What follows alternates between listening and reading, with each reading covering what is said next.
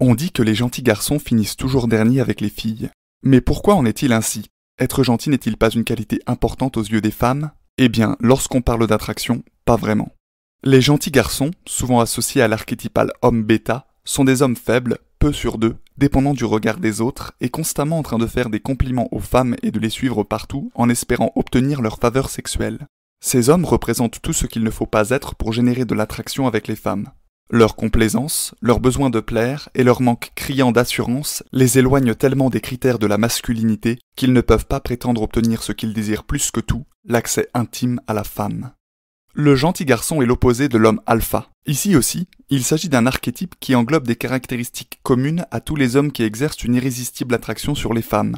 Ces hommes sont focalisés sur eux-mêmes et sur leur développement et leur amélioration constante. Une étude publiée dans le journal de psychologie évolutionniste a ainsi démontré que les hommes qui sont autocentrés et narcissiques sont plus désirables pour les histoires d'un soir et les relations courtes. Ces hommes ne placent jamais une femme au centre de leur vie et n'accordent aucune importance à son jugement. Ils font ce que bon leur semble.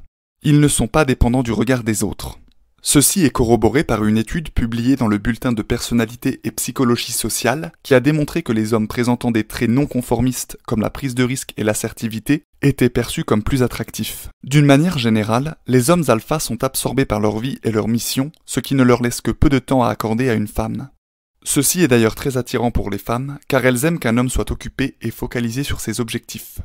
Lorsque ces hommes veulent une femme, ils lui font savoir clairement et ne tournent pas autour du pot comme les gentils garçons, qui essaieront de devenir d'abord amis avec une fille en espérant que la relation évolue plus tard. Ceci est une grossière erreur, car si les femmes peuvent pardonner un homme qui se montre un peu trop entreprenant en calmant ses ardeurs, elles seront sans pitié pour celui qui n'a pas essayé de les séduire et de sexualiser l'interaction.